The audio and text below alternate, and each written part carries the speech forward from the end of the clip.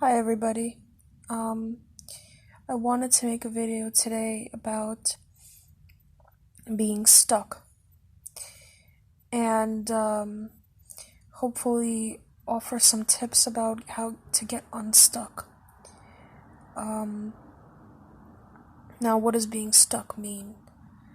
I find that a lot of the times people that have gone through narcissistic relationships, whether they be spousal relationships, familial relationships, or professional relationships, people get very, very riled up, and the proper medical term for it is traumatized by their interaction with this narcissistic person. There are a lot of biochemical reasons for this. There are a lot of social reasons for this. There's a lot of just generally reasons for this. The crux of it is, why is it that there are some people in the world that want to destroy other people? Why are there other people in the world that want to destroy the initiatives of other people? And we sort of get into this pattern of asking why, and why, and why, and why. And I'm not blaming anybody for asking this question, because it's an essential question. If you understand the narcissist's motives, it is much easier to deal with them in real life, if you ever have to. And there is a completely different, and when you're around them, it is imperative that you take precautions to store your energy, to save your energy stores, your psychological energy stores. But having said that, I feel that a large criticism that I have of this community in general, which I'm a part of, is that a lot of channels tend to emphasize the narcissist themselves, and they emphasize like fear mongering. It's almost like a form of fear mongering when they basically create the situation where the victim needs to learn how to deal with them, because there is a sense of panic, there is a sense of, oh my god, it's a narcissist, shit, like we need to really think of a military strategy to deal with this person. And in some sense that is very true, because these people are dangerous, and I don't want to underemphasize how dangerous they are. The problem is, and the catch-22 of that, is that the more you focus on them, the less you focus on yourself. And part of recovery and part of getting out of this alive and well and better than you were before you came into it is recognizing that it's not about them anymore, it's about you. It's about your life. It's about reclaiming your power, your autonomy, and blaming them or obsessing over them or thinking about them and is a way of getting stuck, because in a sense the power is in their corner regardless if they become more important than you, than your everyday life. And so what's the solution to that? What is the solution to this sort of talk we have within our heads about what they're doing, what they're saying, what they're thinking? Well, I can tell you that the further away you get away from narcissists, the less you fucking care about what they're saying or doing or thinking, because you are out of that sphere of influence. In fact, they're very, very, very, very lonely and suffering without their supply. So in a sense, you're wounding them by going no contact. And on top of that, you're preserving your energy because you no longer have to deal with them. And the problem with survivors is that because they've been so used to dealing with them, it is very hard to integrate yourself into the rest of society, to learn how to trust people, to learn how to communicate with people that are not narcissistic, to learn not to assume that other people's motives are malicious. These are all things that come with time and effort and patience. And I just wanted to say that one of the ways of getting unstuck is learning to harness your energy, learning to think of the things in your life prior to you meeting this person, or even after you've met this person, that give you energy, that give you some sort of sense of joy in doing those things. Because the problem is that the issue is that the more you do that, it almost acts like a video game. It's like if anybody grew up in the 90s, there was a popular video game called Mario Brothers.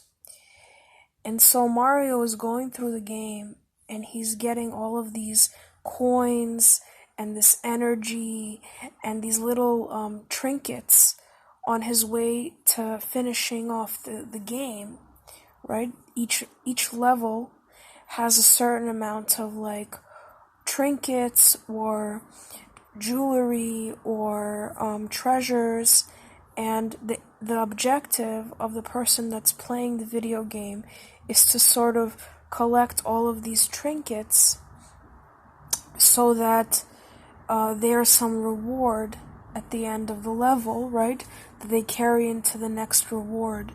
And that's in a sense how you have to think about your energy levels, okay? Because you are used to depleting your energy levels, thinking about narcissists and what their next move is. And your brain has adapted to that sort of constant walking on eggshells, constant thinking about these people, constant, what are they going to do next? What are they going to say next? And the whole point of that, the minute that you start that game, you already lose, because their whole personality is premised on shifting their views, their thoughts, their actions, so that the person that is attached to them or engaged with them is exhausted by their constant shifts. But if you learn to put a sort of wall between you and them, both emotionally and in terms of what your motives are in, let's say, a workplace environment, then the damage that is caused by them to you personally can be diminished in a way. It's not going to go away entirely, because the minute that you even look at a narcissist or interact with them, it's already a bad situation to be in. Because to a certain extent, you have to expend energy reminding yourself that you're dealing with a narcissist, and that is mental energy that could be spent with people that you trust, or people that you love, or people that are trustworthy. But in order to mitigate that damage, all of that time that you spend away from this narcissist and away from the workplace setting needs to be spent on activities, people, things that give you some sort of vital energy.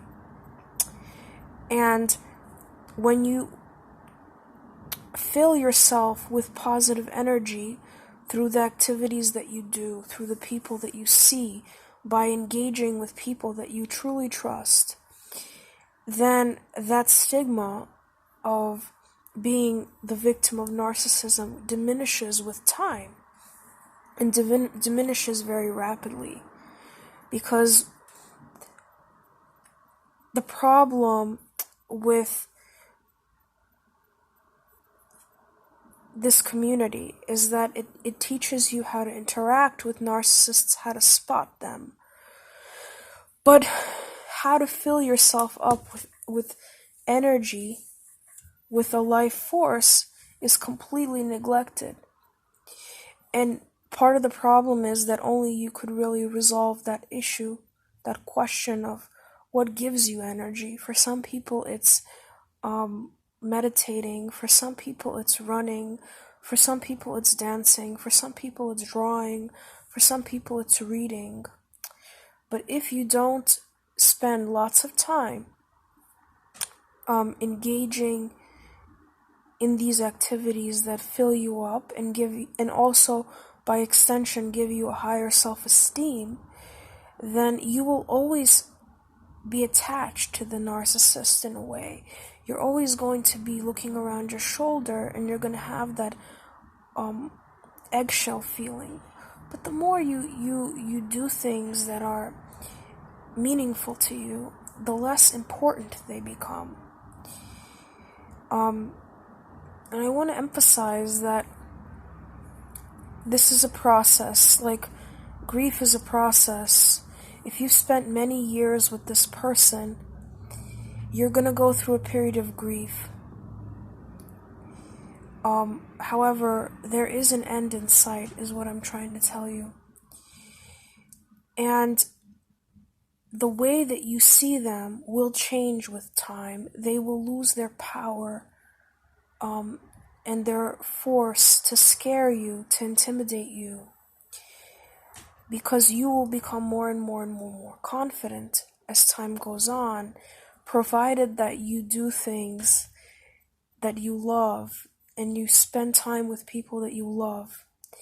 Because if you don't do that, then it's very easy to get sucked in to their vortex, to their chaos, and analyzing them and thinking about them and wondering what they're gonna do next. It's all fucking bullshit at some point. You know, you have to make them less important to you than your health and your energy. Because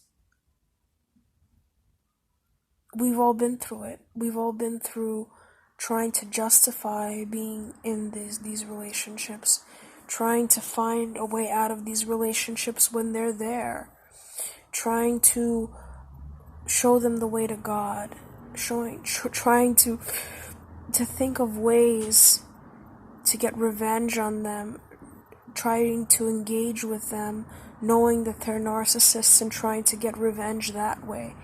It's all a process, and at the end of the day, you realize that they're just not worth your energy. They're just not worth any sort of thought. You have to, like, if you're in a workplace setting with a narcissist, you have to think of a plan and stick to it, because they're always going to try to throw you off track. And the more you stick to your plan, the better for you in the long run. Because you understand how dangerous it is to allow your self-worth and your energy and your outlook to be shifted even for 5 minutes by these people. You know where it leads. They're never going to be happy. They're never going to be satisfied with you. And at the end of working, this whole time working with them, if you compromise your motivations, you're going to feel like this was a waste of time and energy, and it's not worth it. So stay strong, and if you're working with one of these people, just pretend to listen to what they say and ignore it, and just do what you gotta do while you're on the job. And I wish you the best of luck. Kisses.